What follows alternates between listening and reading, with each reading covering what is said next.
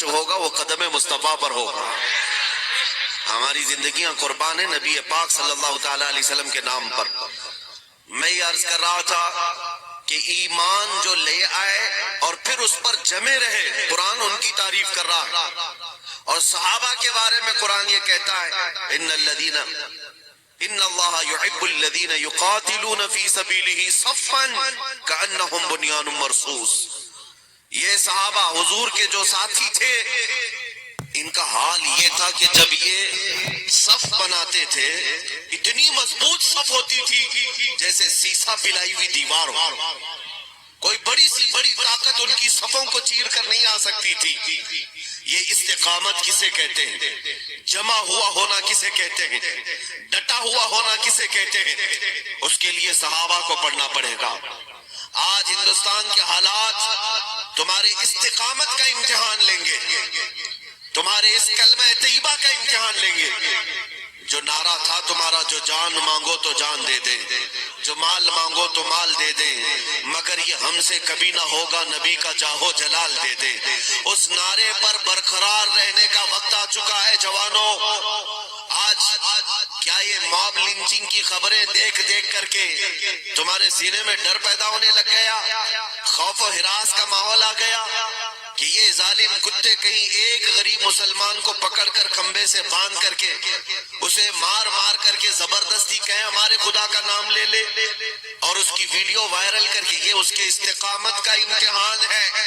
یہ حالات اگر تمہارے ساتھ دہرائے جائیں تو میں آیت پڑھ چکا ہوں. اللہ فرماتا ہے بے شک وہ لوگ جو ایمان لائے اور پھر اس پر جمے رہے، ان کی مصیبتیں ہوتی کتنی ہیں، ان کی مشقتیں ہوتی کتنی ہیں. یہ پوری دنیا مل کر اگر سب سے بڑی سزا تمہیں کوئی دے سکتی ہے وہ موت کی سزا ہے. موت کی سزا ہے، اور مومن کے لیے موت سزا نہیں جزا ہے. مومن کے لیے موت سزا نہیں ہے. اور یہ جس بات سے ڈراتے ہیں، اے نوجوانوں، اب کی بات، اس کے بعد اب سینہ چوڑا کر کے اس سرزمین پر چلا کرو. ظاہر سی بات ہے بھیک مانگی ہوئی زمین پر نہیں جی رہے. خواجہ ہند کے دربار میں ہے، صابر پاک کے دربار میں ہے، محبوب الہی کے دربار میں ہے، اعلیٰ حضرت کی سلطنت میں ہے.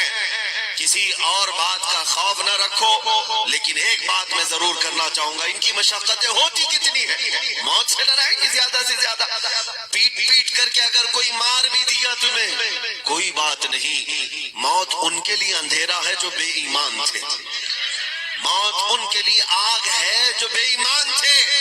عاشق رسول کا حال تو یہ ہے، ادھر موت آئی ادھر چہرہ مصطفیٰ نظر آیا، ادھر اس کی روح نکل رہی ہے، مصطفیٰ کریم سرانے کے پاس ہے.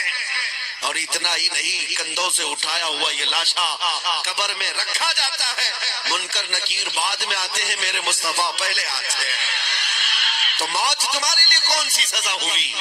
موت سزا نہیں، مومن کے لیے موت جزا ہے. اسی لیے ایک شاعر نے کیا خوب کہا تھا، لوگ یہ ظلم کو دیکھ کر کے کہتے ہیں ارے فلاں کو نہیں بولنا چاہیے تھا. اگر ظاہر سی بات ہے میری ان باتوں پر ایکشن لے کر میری گردن اگر مار دی جاتی ہے، اور اگر دنیا یہ کہتی ہے مر گیا، بہت بولتا تھا مر گیا، یہ دنیا تو کہتی رہے گی، لیکن انہیں جواب دینا میرے بات، کون کہتا ہے کہ مومن مر گیا؟ کون کہتا ہے کہ مومن مر گیا؟ قید سے چھوٹا وہ اپنے گھر گیا.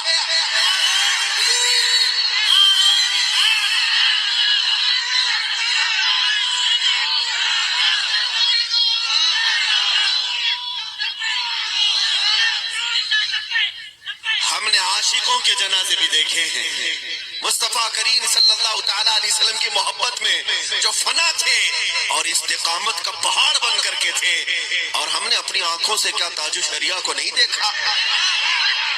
کیا بہت زمانہ گزرا ہے، ان کو دیکھی ہوئی آنکھیں ابھی بھی باقی ہیں. جبل استقامت کا نام تاج شریعہ تھا، ایک پہاڑ کا نام تھا، اور جمے رہے آخر زندگی تک. لیکن جب لاشا جسم پاک جنازے کی شکل میں جانے لگا، اس منظر کو بھی دنیا نے دیکھا. ہم خود اس جنازے کے پاس حاضر تھے، بغور آپ اگر دیکھتے تو ان کی روح پاک پکار رہی ہوتی کہ میرے جنازے پہ رونے والوں، فریب میں ہو بغور دیکھو. میرے جنازے پہ رونے والوں، ایک عاشق رسول کی زبان یہی ہے. ہاں جو مر بھی جائے دنیا سے تو یہ کہتا ہوا جاتا ہے، میرے جنازے پہ رونے والوں فریب میں ہو بغور دیکھو. مرا نہیں ہو، غم نبی میں لباس ہستی بدل گیا. مرا نہیں ہو، غم نبی میں لباس ہستی بدل گیا ہوں. بس تم نے لباس ہی تو بدلا ہے، اور اب جا رہا ہوں مصطفیٰ کریم کے دیدار کے لیے. یا رسول اللہ تیرے دامن کرم میں جسے نیند آ گئی ہے وہ فنا نہ ہوگی، اسے زندگی ملی ہے. لہٰذا اے مسلمانوں، میں استقامت کا درس دینے کے لیے آج حاضر آیا ہوں کہ اگر دنیا تمہیں ہلائے تو اسی بات پر قائم رہنا کہ میں اس انسان، اس گھرانے میں پیدا ہوا ہوں. آپ سب کے لیے بھی، میں اپنے لیے نہیں کہہ رہا ہوں.